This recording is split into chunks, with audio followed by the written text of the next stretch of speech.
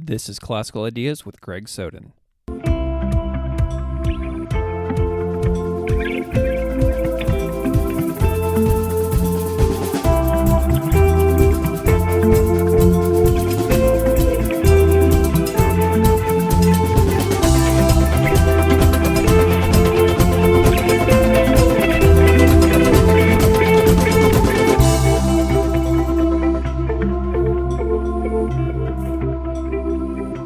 Welcome to Classical Ideas.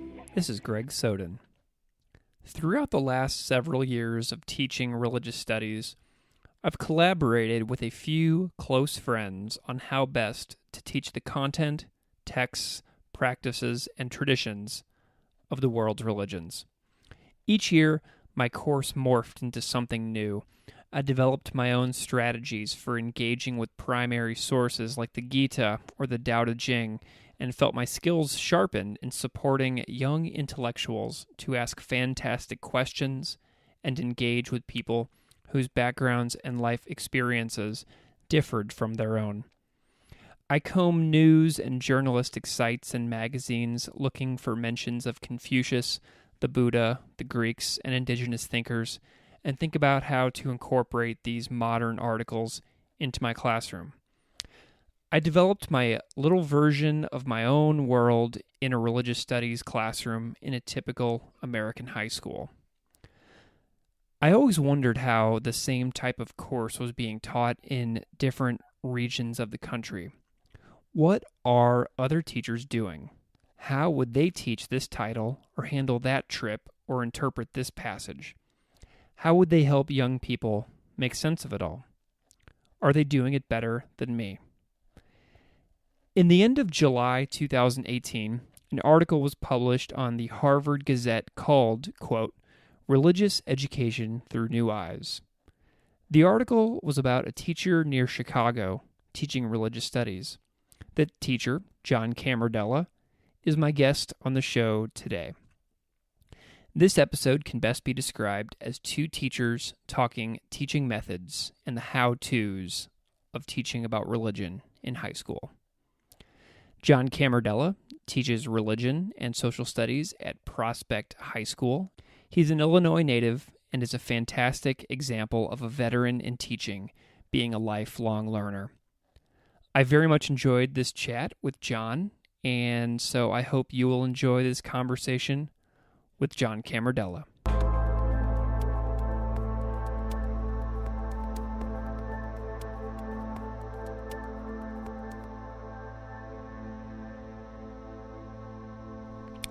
Welcome to Classical Ideas. This is Greg Soden.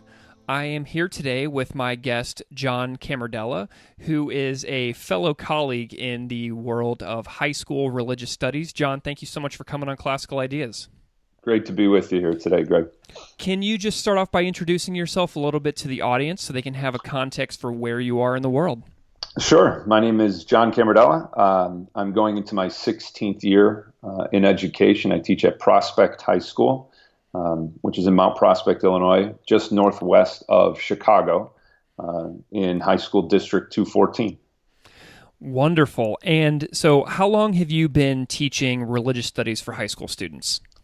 Yeah, so I started getting an idea back in 2006 that I felt that we were missing a core component in our social studies education.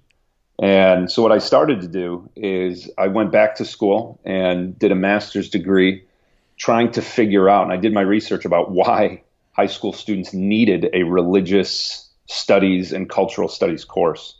And through those couple of years of figuring it out, I realized that it was happening in certain pockets, but there was a massive gap in the education we were providing in public schools regarding religion and culture. So it took me actually 3 years, but I ended up writing the course with the help of some fellow colleagues, the help of some religious scholars at local and national universities, and I've been teaching it since 2009. So when you started to notice this gap in the field in your schools, were you teaching like world history courses for like 10th graders and things like that? Yeah, so I was predominantly teaching human geography and U.S. history. I also taught an American Studies course with a very good friend and colleague. And we did that for 9 years, where we interdisciplinary approach to history and English. And many times we touched on a lot of cultural and religious ideas without ever being able to go in depth. And that's where I started to notice that we needed something to better serve our students as they enter this, multicultural and multi-religious world. Excellent. So, take me through sort of like the creation of the first incarnations of the class. Like, how did you go about putting together a course that was like brand new for your district?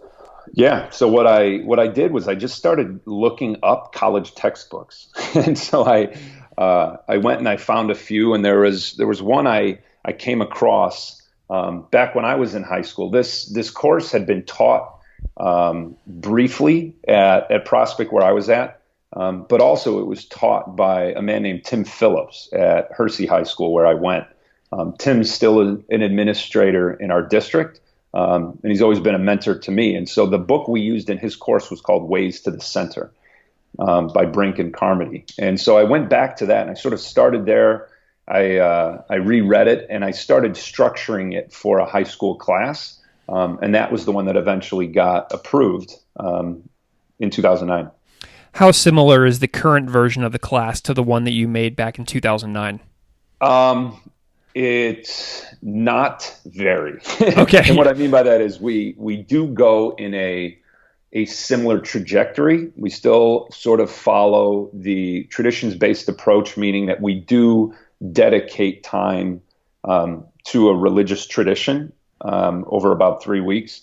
But the way in which we go about teaching it and the outcomes we're looking for have completely changed. How many religions do you think that how many do you think you cover in a normal school year? Well, the nice part about the way I do it is all I do now and all I've done for the past few years is I teach this course 5 times a day, every day. And so it's now a senior elective and it's 40 weeks. So we have 2 separate semesters. So first semester, I do a unit on religion in America. I often joke with people that within the first week, we get into the establishment clause and I actually teach my students how to get me fired. Yeah. And it's a really fun, day where we sort of dive into, the 16 words of the establishment clause. And then we break it down into free exercise and no establishment. And so we lay the ground rules right away. And I think it's one of the most important parts of citizenship is understanding the separation there, because it's one of the greatest misconceptions I think that our country has to deal with. But after about a 3-week dive into the history of religion in America, we look at some Supreme Court cases. We start with John Winthrop and Roger Williams and go all the way up through the Virginia Statute of Religious Freedom and Thomas Jefferson. Then we go into Hinduism, Buddhism, Sikhism, Taoism, Confucianism, and Shintoism. That's first semester. And then second semester, we get into Judaism, Christianity, Islam, and then we do a unit on atheism, agnosticism, and secular humanism as we try and uphold the Supreme Court case of Abington v. Shemp, where people, I often remind people, that we can't elevate one faith over another, but we also can't elevate belief over non-belief or vice versa. So it's critical that my students and the parents in our community understand that. Do you, just a random side question from that, do you struggle with teaching about Sikhism in first semester since you haven't covered Islam yet? No, not much. And, the 2 religions being, separate, the idea that Sikhism is a little bit younger, it's only about 500 years old. Yeah. Is that students understand it. We do it really geographically in a sense that we leave the sort of the Abrahamic traditions together. And we take religions that many of which started in Asia and India and keep those in first semester. So we do look at it sort of geographically. And that's sort of how I've expanded out. So has that order of units that you just laid out, has that varied at all over the last several years, or has that order been like sort of like a foundation, like rock foundation for you? Yeah, it's pretty much been the foundation. 2 years ago, I didn't have a very in-depth unit on Sikhism. And so that has been in the curriculum now for the last 2 years.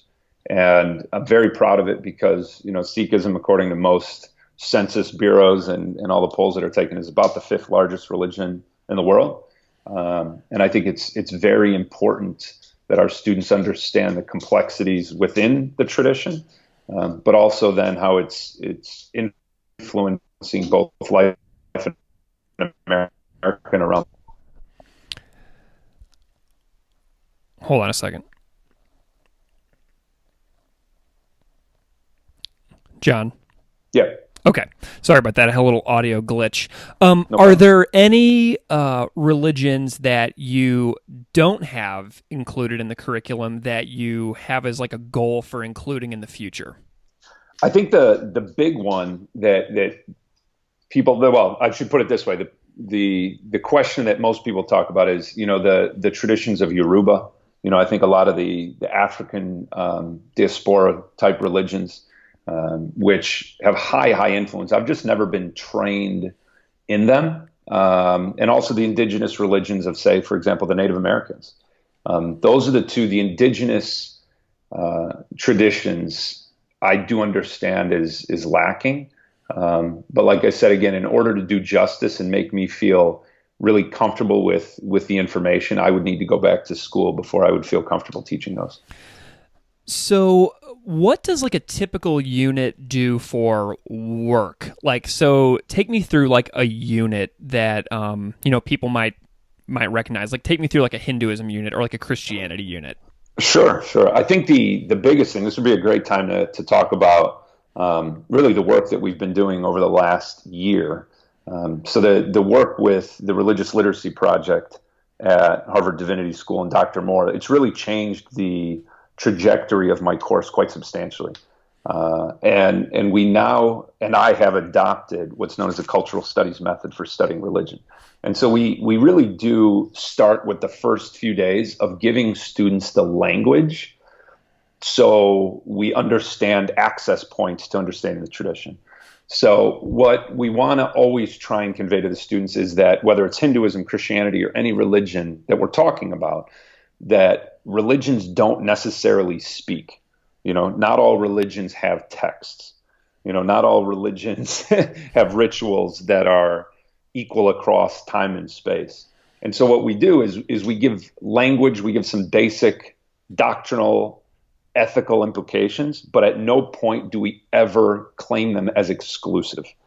And so we do spend, I would say, 2 to 3 days at the beginning of each unit helping students understand where each tradition began, maybe some of the names, the places. If there are core tenets, we try and bring that up, but then we immediately jump into how these religions are internally diverse, how these religions are embedded in cultures, and how these religions change over time. And how the dynamic nature of each religion not only has shown itself in different countries, but also here in America. And so we do a lot of current events. We do talk a lot about the case studies that are provided by Harvard Divinity School and the RLP. And our students really engage with the different manifestations of religion, like we said, across time and place. What's the reading like in class? So the reading comes from mostly primary and secondary sources. We do look at a few primary texts. We do occasionally engage with scriptural texts, but I always stop just short of any scriptural interpretation. We don't do that. What we do when it comes to scripture, whether it's an ancient scripture or more modern day scripture, is we look at how those scriptures play out in different communities. And so we're not interpreting texts. We're not asking, obviously, students to do that.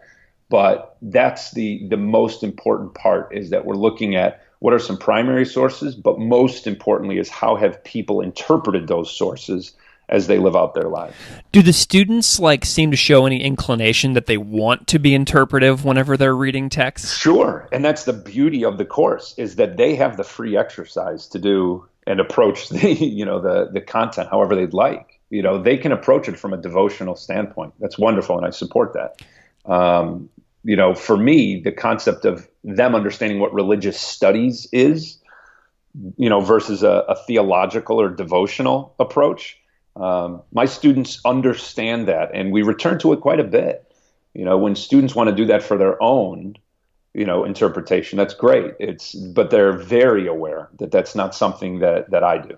Yeah, one of the things that I always do is whenever there's a student who has some ideas that they're wrestling with, I always say to them, I have like these open-ended extra credit opportunities that I give, where I just say, I want you to write down everything that is going through your mind right now, and I want you to send it to me, and we can have a private conversation about it. And then I want you to share it with people at home, and I want you to talk to them about what you're thinking.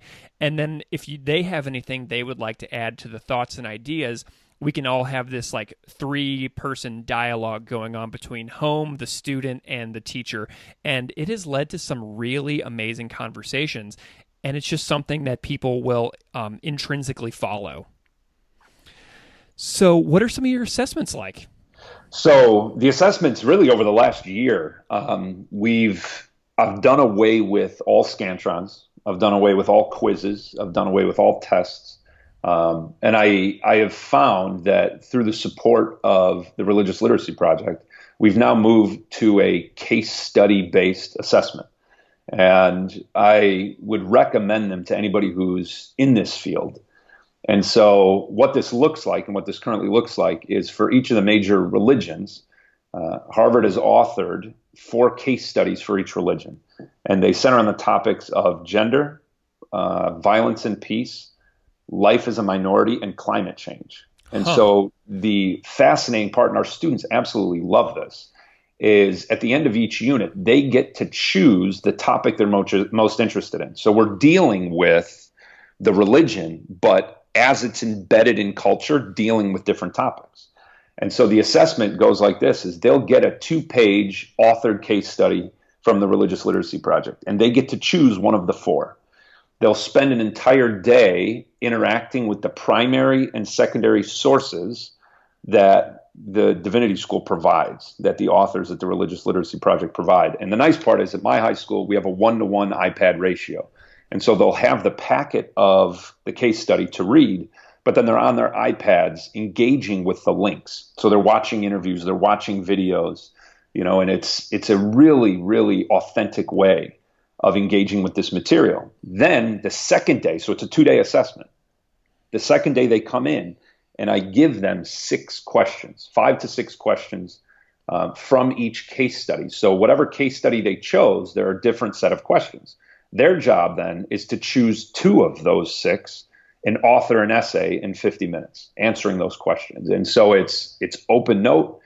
They have access to all the information. And so what we've done is we've given students a choice in their assessment. And what I've noticed is the response has been overwhelming, that whether you're a student who's looking to go to an Ivy League school or, you're dealing with special ed students, everyone can access these case studies at their own level. And I'm really proud that in this learner-centered community, we're trying to give every student, no matter where they're at in their religious studies career, they have the ability to interact, engage, and learn from these really complex situations. How do you kind of build up to that assessment over a semester? So at the end of each unit, we'll do that assessment. Oh, cool. And so each unit, each religion has their own set of case studies. Oh, great. And the Religious Literacy Project is in the process of continually authoring and publishing more. So what would a final look like? So say they've done like 4 or 5 of those throughout the semester. Like what would a final for a semester look like? Well, then you'll get a kick out of this. And so what we did with their support is we put together a writing your own case study final exam. Oh, and sweet. So rather than having a 100 or 150 question multiple choice exam, where we're asking them, what date was so-and-so born? Yeah. Stuff that we don't need that right now. That's not the most important information. We are giving students the ability to write. And so, for example, some of the ones that our students completed last May, we had one case study about cultural appropriation and Gucci. Gucci as a clothing line had all of a sudden offered, a turban as part of their line of clothing, and whether or not we had a student who researched how a devout Muslim astronaut would pray towards Mecca when they were flying over Mecca 15, 16 times a day in Yeah. the space station, just really complex thing. Or another one did it on Mormon athletes who are coming out of high school and instead of going on their mission have to come up, make a decision about whether they, train for the Olympics, whether they move on to, the NBA or whether or not they, go on these missions. So really, really complex, important that have nothing to do with Scantrons. That is fantastic. I am pretty pleased that I never gave really any exams either in my courses. It's all, I just tried to think about totally different ways of doing things. So I want to talk to you about texts now. So like, what are some of your favorite religious scriptural texts to teach? Yeah, I always, I go back and forth with regards to what I think students would like, what I think is important. And so what I've always said is each unit, whether or not we realize this, is the texts and the parts of the text that I choose, whether or not that's teetering on endorsement, right? Yeah. So making sure that I'm not just finding the ones that I love the most and then just dumping them on the students before I realize they're just sort of sitting in my living room. Yeah. And so I do look at some of the most important texts and how they bear out in different cultures across time. And so we do, obviously we'll engage with, for example, in Hinduism, the Gita, and we'll look at ways that it manifested itself in the life of Gandhi, in his, what we would say is his situated perspective. And we'll look at ways, different scriptures in both the Hebrew Bible as well as the Christian Bible, how some of those lines have influenced people across space and time. We do a really unique approach to, for example, in the Judaism unit of whether or not you should fast on Yom Kippur. And this idea of looking at it through the works of Elie Wiesel in his book Night, and what his experience was in the concentration camp when those high holidays hit.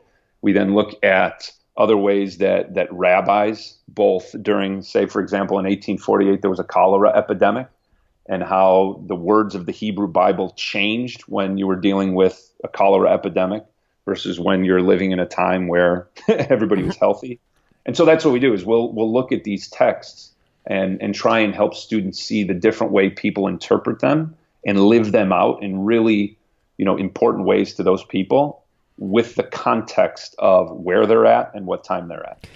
Do you have any strategies for getting students through really challenging pieces of text? Like, for example, I do a ton of audio recording, and I'll often play recordings as students are reading along in class. Do you have any strategies for getting through hard stuff? In terms of strategies of that is I do a lot of partner work. I do a lot of group work. But what I also do is we're encountering some of these older texts, and especially some of these older interpretations of text, both of those, is that often reminding kids that we're not always going to resolve this, right? This is an ongoing conversation. And I feel that strategy to begin allows them to access it knowing that they're not supposed to be experts when they finish, right? What I always say, and what we should always make sure to say as educators in this religious studies field, is that you'll never fully know you'll never come to a fullness. You'll never come to a full understanding of it, but you'll understand the complexity of it. Sure. I think that is critical when we're dealing with some of these ancient texts. And I make sure to not give them really more than a page, maybe a couple of pages, when it does come to primary sources, because we're looking to find critical aspects where people in those traditions are trying to live out those words. And so it is a pretty hyper focus that we're looking for. Here's an example. Now let's look at all the internally diverse ways people have come to understand this text. There's a translation of the Tao Te Ching that I really like, and it's this one actually right here, by Stanley Lombardo and Stephen Addis. And I emailed these guys when I was trying to decide which Tao Te Ching translation to use in class. And I said to Stanley Lombardo, I said, what do you think that students should know going into reading this book? He's like, you have to read the Tao with a don't know mind. You have to be able to be like, I don't know. And so I think about that a lot because that translated into a huge portion of my day. The amount of times that I say, I don't know. as an answer to a student question, I mean, I've said I don't know way more times than I actually like know the answer. Do you know what I mean? Oh, for sure. For So sure. And I like, think there is something beautiful, even the opening line of the Tao, right? yeah, I mean, the Tao that could be named isn't it. So, yeah, yeah. I mean, you could sort of have that moment as well. How do you express to students like your own uncertainty or your own, lack of total knowing whenever you're teaching this kind of stuff?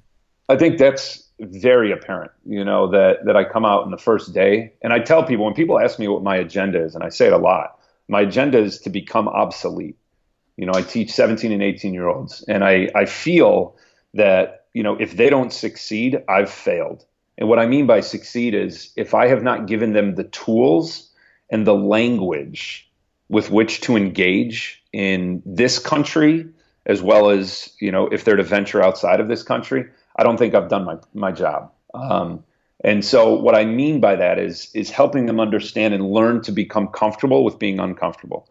When it comes to understanding each of the traditions, but knowing the entire time that I dedicate 5+ hours every day to this, and I'm still in a learner-centered mode.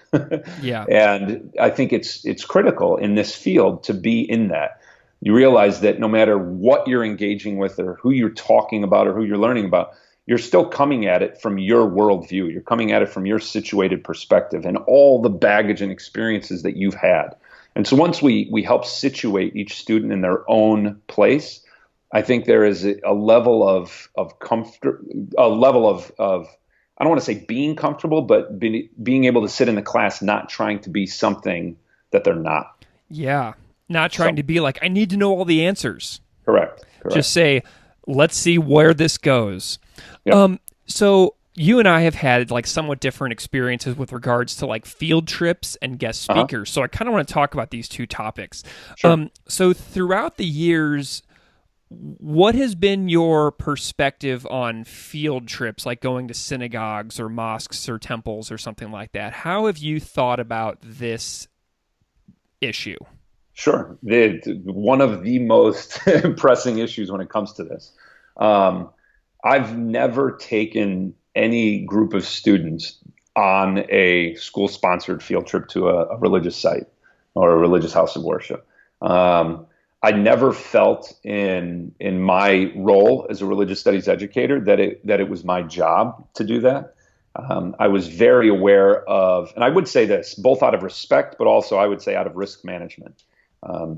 There's a big sign, and Dr. Moore at the Religious Literacy Project says it all the time, is that our job should be to disrupt assumptions, and I don't want to reinforce, and I've never wanted to reinforce to my students that if I were to take them to, say, for example, a Buddhist temple or a synagogue or a church, that might be the singular experience that student has in that faith tradition, and then think that authentic view, which it would be an authentic expression of religion, is exclusive to that religion. And I think that can be dangerous. I'm not saying it is dangerous. I'm saying in religious studies, it can be dangerous if a singular experience of a religion is linked only to ritualistic practice, to think that religion is only devotional in ritual in a space. Rather than looking at all the different complex ways that religion affects a person's life and affects our society. One of the ways that we handle this, so the places that I've gone to, I've taken students to a Hindu temple, a Jewish synagogue that was sort of like a reform/conservative congregation, and also the local mosque in Columbia, Missouri. And what I did is I made them optional, and we went on like a Saturday morning, and I said, if you want to go, we will be here, and there will not be services going on. There will be no practice going on. It will merely be Q&A in the building that you can choose to come to or not, and all parents, friends, siblings, cousins, etc. are welcome to join us. Bring an open mind and good questions, and we'll have an amazing day.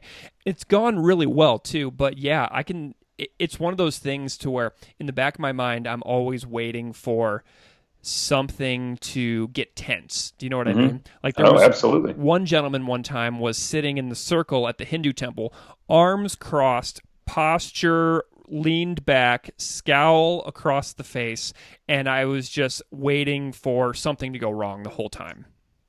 So whenever you talk about risk management, that's something that I really latch on to as well, because I've done it and I've been in those spaces with people and I'm just like waiting for something to go wrong the whole time.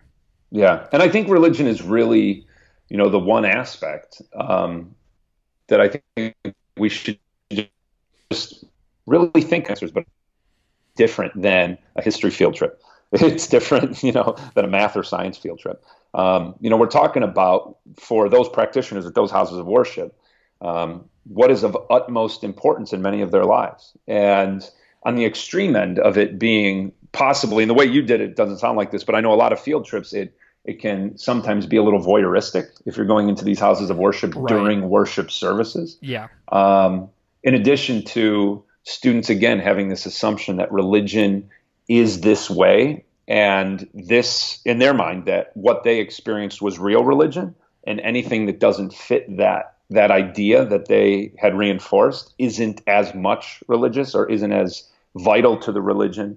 And so that's for my own approach to this, is to give them the language, to give them the tools to engage with it, and to do everything I can to not reinforce certain assumptions. Have you ever gone on any trips yourself to like observe services in other traditions? I have, yes, as a person who, on my own, individually wanting to learn from and see it and engage with it, and talk with people, absolutely. Yeah. But that comes from me as a student of religion, and I'm coming at it from a personal, interest, and I'm using my own money and my own time. And I feel as an adult, that's how it should be done. And so for me, taking the students and just being very aware that many might be coming, and I don't know this, but many might be coming with their own, religious convictions. And at no point would I want my student to feel that in order to take my class, they might have to suspend, or at the worst, possibly break their own devotional, life that they've lived up to that point. I want everyone to be able to come to my course to learn and study and engage, but at no point have to make a decision between what they're bringing and what they want to get out of the class. Have any students ever come up to you and said, "Oh, Mr. Camardella, I went and sat with like a Zen meditation group over the weekend, and here's what we did, and oh my gosh, I would never have done that if it hadn't been for this class"? Yeah, absolutely. Absolutely. It happens all the time. And, living just outside Chicago, kids all the time just hop on the train and it shoots them right into the city. Yeah. So kids are down there all the time. And when you live in a metropolis like Chicagoland, Mm-hmm. Obviously the access to religious houses of worship, it's not hard to get to just about, every major religious tradition. So yeah, students are constantly dealing with this. And if it comes from their own interest, great. And if they bring that back to the class, wonderful. I just think that my role as a religious studies teacher in a public school should really focus on helping them look at, like we said, all the ways that each religion is internally diverse, and at no point taking an authentic view of that religion and reinforcing that it can be seen as exclusive. One of my favorite books is by a mutual friend of ours, Faith Ed, by Linda K. Wertheimer, who has been on this show. And in that book, she discusses like some of the impacts, like that are both good and bad, of having guest speakers come to classrooms to talk about their religious practices and do like demonstrations and things like that for students and answer Q&A in the room during the school day. Have you ever dabbled with guest speakers over the years? I have. And what I've tried to do is to take the guest speakers who have come in and tried to find people that were not only practitioners, but were also scholars of the religion. And so I did that on and off for most of my career up until about a year ago. And once it changed with learning more about Dr. Moore's scholarship into the cultural studies method, and the implications that come when a public school teacher selects a single speaker. If I were to do it again, so right now, the way I have the class structured is I no longer have guest speakers, and I haven't for a year. And I'm really giving it a run to see if I think it's the best way, in my opinion, to run a religious studies course. If I were to ever have guest speakers in the future, the way I think I would do it is I would have a panel of guest speakers, and I don't mean, a rabbi, a priest, an imam, etc. I would have multiple voices from the same religious tradition to help reinforce that religions are culturally embedded and to really help the students see internal diversity. But as of right now, last year we did no guest speakers last year, and with regards to a devotional aspect, and it worked out really well. And so I'm sort of in that in the ways religions are dynamic, my course is dynamic, and I'm currently in sort of the time of not doing speakers. And maybe if you and I talk in about a year, Yeah. I'll let you know if I think it's sort of best practices. That's a lot more time in front of the classroom on your shoulders as well. It is. It is. One of the things that I can talk about that panel thing. So last year I had a panel that was absolutely mind-blowing for me. I had a panel of 3 women who had gender, sexuality, and racial diversity among the 3 of them. And they came from 3 different traditions. One was a Disciples of Christ minister, one was a Southern Baptist minister, and one was a Methodist minister. So they were all pastors within Christianity, but from 3 different denominations, and they had a tremendous amount of life diversity just among the 3 of them. So students would ask a question, and all 3 of them would answer it, and all 3 of the panelists were learning things left and right from their panelists, and they kept learning along with the students in real time, and it was rather astonishing to see. So that panel thing of multiple voices from within the same tradition, I found that to be among my favorite day of class ever. Sounds fascinating. Yeah. So I want to talk to you a little bit about community engagement. So you've mentioned a little bit about parents in the past of saying things to you like, what is your agenda?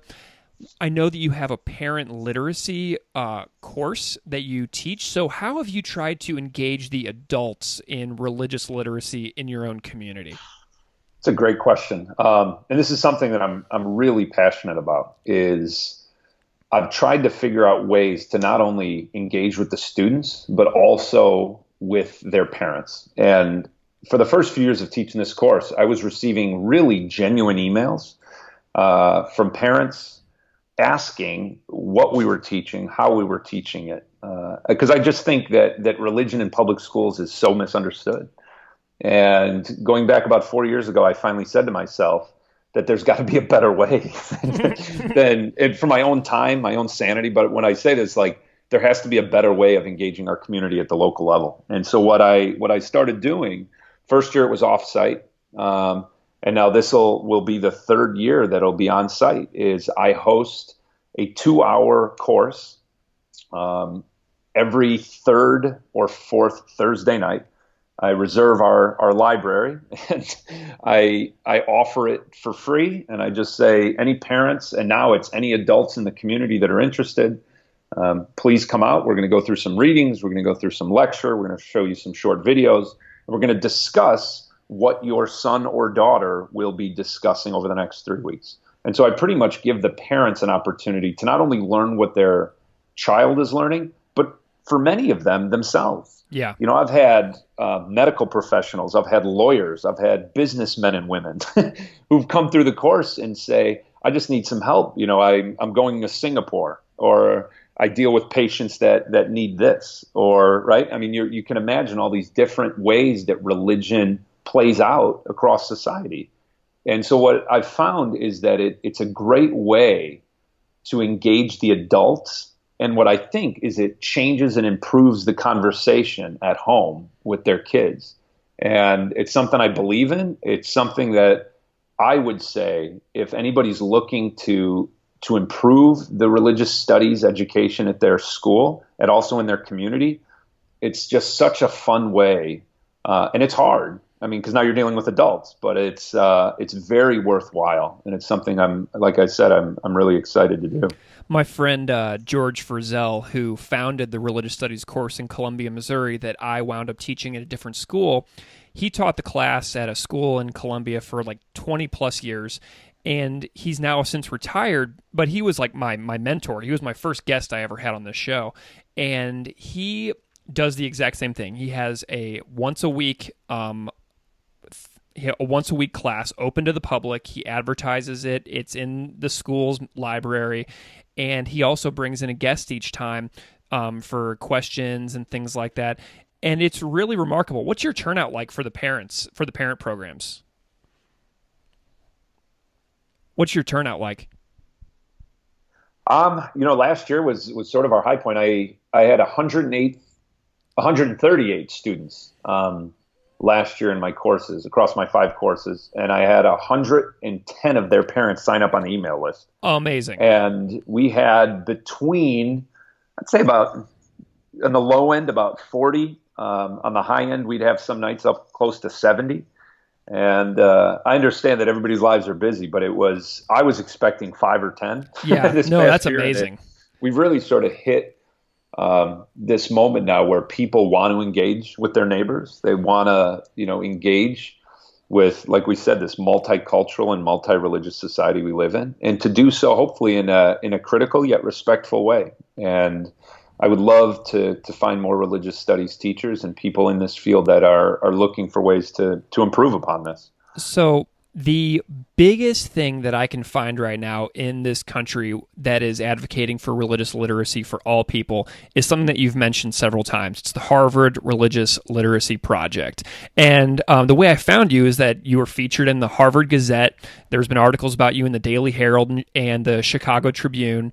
How did you get connected with Harvard during your work and become such an integral part of the Religious Studies Project? Yeah, the way it all sort of went down is about 3 years ago.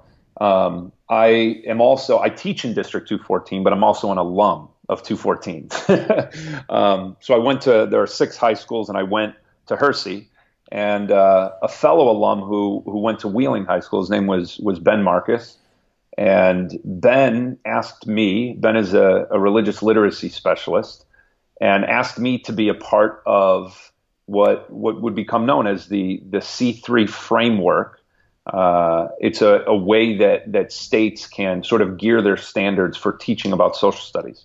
And so what we needed and what we noticed, Ben and I realized there wasn't really a way for people who are teaching about religion to have a framework in the C3 document. And so I was asked to be part of that team. We authored the Religious Studies Companion document, and that's where I met Dr. Diane Moore. She was on our team, and we sort of stayed in touch, and I attended a summer institute last July of 2017, and following that, I really sort of jumped on and told Dr. Moore that I wanted to make this pivot from just a sole traditions-based approach to the cultural studies model for teaching about religion and culture. And I joke, but like the rest is history. So you just got back from another summer institute, right? Yeah, it's the second one they've done. So what did you do at this conference? What was your role now? Yeah, so my role now, so myself and 3 colleagues who teach in Connecticut, who teach in Brooklyn, and who teach at a community college. There were 4 of us, and we started off on a panel talking about how the cultural studies model affects us in different ways. Because I think one of the greatest things that the Religious Literacy Project does is it's not just looking to help people like us who are in a standalone world religion course, which those are rare. I mean, we can be honest, those are rare in public schools. And so I was there talking about that from my perspective in a standalone course. But we also had someone there who's also an administrator and how it affects their courses. We also had someone there who teaches, traditional U.S. history and world history and, a human rights course and how it affects that. And then we had someone who's a sociology professor at a local community college. And so what we were trying to help, there were 25 new teachers that attended the Summer Institute from across America. We were trying to help people see that no matter what their station was, community college, we had a couple of people from Canada. There was a handful of people with standalone courses, handful of people of elective courses, a handful of people teaching traditional history courses, is that implementing religious literacy curriculum can elevate the conversation in the classroom, and it can really help students across the board, no matter what course they're in, learn to speak about and engage with religion and culture in a very healthy way. So you are like riding high from this conference right now. What got you pumped up last week at this conference? Yeah, that's a great question. And I feel like going back really the last couple of years, some of the different people that I've been able to be involved with, is that this all centers on the fact and I think all educators realize this, we're servants to this. We're here to serve our students. As much as I'd say like that this is about us, like if our students and if our next generation, isn't our focal point, I think we're doing this wrong. And what got me so excited this last week, but going back last year and even before that is we're trying to equip these students, to make them confident, but also to really help them engage and become an informed citizen in this democracy.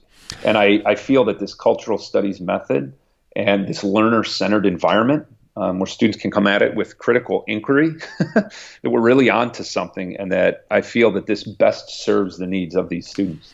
I found the Religious Literacy Project because of their massive open online courses, aka MOOCs. The MOOCs. They're free. Yep. They're open to the public. Yeah. So you can basically take free classes through Harvard, and anybody can do it. Have you ever done any of these courses? Multiple. I've Nice. tried to do most all of them. I think I'm 7 or 8 in. Did you do the certificates and everything? So, there's two things. So I've never done the certificates with the MOOCs. But what I am doing right now is I'm in the middle of completing a certificate program through the Harvard Extension School. Oh, cool. Which is also partnered with the Harvard Divinity School. And so I'm 2 of 5 classes into earning my Religious Studies and Education certificate. Oh. Which will give me 20 hours of graduate level work in religious studies. Is it all online?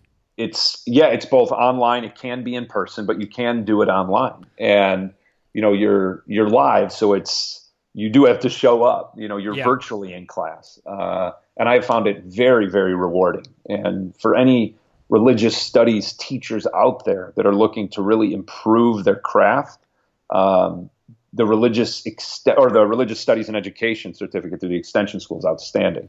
And I would say it's sort of a step up above the MOOCs, even though the MOOCs I would highly recommend those as well. The certificate program, I think, is really geared towards educators. I may have to consider doing that myself because that sounds amazing. Yeah, it's great. How have you changed as a person after being exposed to so many world religions over the last several years? Like, what have been your biggest takeaways about being alive on this planet? That's a massive question. I know. I'm sorry, man. Yeah, it's great. It's not my own line. I've heard it said in numerous ways. It's probably the thing I've connected with the most. Is I still am very comfortable and proud of how I was raised and who I am. But what this work has done for me, some of my travels and some of my work with academics and scholars has simply allowed me to not look at other people as failed attempts at being me. Mm. And again, it's not my line, but it's sort of this energy of what I feel now is that it does nothing to make me feel less about who I am or how I was raised or, different beliefs that I've had, in my history and that I currently have. But it just allows me to honor people for their own situated perspectives and just really realize that's all we've got is that, between me and you and anybody listening to this is that all we have in common is that we're on this planet in this time and place. But with regard to everything we bring to these conversations, we're so informed by our experiences and our upbringing and, all the different ways that we've engaged with people and with cultures and with religions, that there's no singular way to say that we understand each other other than we can say, I'm listening. And that's what I think I've changed. That's how I've changed the most. Say that there's a casual listener out there who wants to know more about religion, doesn't really want to take any classes, but maybe they want a couple of book recommendations. What would you recommend for people in the world who want to know a little bit more about religion? Whew, there are so many out there. It's the sort of the broad ones. Dr. Moore's book, overcoming illiteracy, religious illiteracy, I think is fascinating when it comes to this space. I've always loved some of the more guiding books that I've found, and I read across cultures and I read across places. I just finished a course. I love the ones dealing with how the United States has engaged with, protecting people's rights, called this, and how the United States continues to deal with, religious freedom. Winifred Sullivan wrote a book called The Impossibility of Religious Freedom, of whether or not we can actually get to this point. Tisa Wenger wrote a book simply called Religious Freedom, that I think all these books touch on multiple religions, but I always like coming at it from a sense of here in the United States where we proclaim, the inherent natural right of religious freedom. And I think the casual listener would like thinking about ways in this country, how this American experiment, this American experience differs for different people based on what you're coming to the table with. And I've often found that. And for me, I've always really appreciated the history of Roger Williams. Edmund Morgan wrote a book about Roger Williams that I think for anybody who's looking at the initial part of this country and how people wrestled with the implications of religious freedom and sectarianism and, the separation of church and state versus, religion in England. Anything regarding Roger Williams, I think, is also a fascinating read. What are some of your goals for the future of your courses? I think the next major goal, this year, based on my ability to complete this certificate through the Harvard Extension School, is my course will now be dual credit. So it will be accredited by Eastern Illinois University. And so any student that takes both semesters will have the opportunity to earn an Intro to Religious Studies course before they graduate high school. So it's different than AP because you don't have to take a test at the end. Oh, that is fantastic. It is. So we're sort of, and that's sort of the hope. I mean, and that's where I'm interested. And I'm beyond humble to realize that I am by no means a PhD scholar, but I'm very confident in the guidance I've been receiving with the curriculum, how we've built it out, and really how we've tried to model it both in its authenticity because of who I am and how I teach it, but also in to make sure that it's academically rigorous enough to at least meet the standards of an Intro to Religion course freshman year in college. And so I think that by offering this opportunity to the students and making sure people understand what's at stake, I think that's sort of the next. I want to continue to build out the parent class. We're for the first time this year, we're hosting the class online, meaning like we're going to meet in person, but our conversations are going to continue while we're not together. So we're going to create an online platform where I can throw some extra readings out. Parents can communicate with one another as we really try and build that out. But I think this dual credit course with the support of District 214 and as well as Eastern Illinois and with the Religious Literacy Project, with the curriculum, I think it's sort of how we're moving. And I want to make sure that teachers out there, I'm speaking directly to teachers and educators now, that you can do this, that we can do this, that it's vital for our next generation, that we're not endorsing anything other than knowledge, information, tools, the language to be able to engage. And I hope the conversation continues. Well, John, this has been a fantastic hour for me. I know that you are starting school in just a couple days, and I want to wish you all the best for the upcoming 2018-2019 school year at Mount Prospect High School, and good luck to your basketball team as well. Thanks, appreciate it. And I'm just so grateful to you for your time today. No, and I think what you're doing is great, and I hope this is the beginning of more conversations. As we all try and figure out in this country how to communicate respectfully and work together. And I'll look forward to following more of the Classical Ideas podcasts in the future. Thank you, John. Classical Ideas is produced by me, Greg Soden. Music on Classical Ideas is performed and composed by Derek Striving. You can find his music at www.wearewarmmusic.com. If you would like to support this show, please subscribe or leaving a rating in iTunes, Stitcher, iHeartRadio, or anywhere you get your podcasts. Thanks for listening.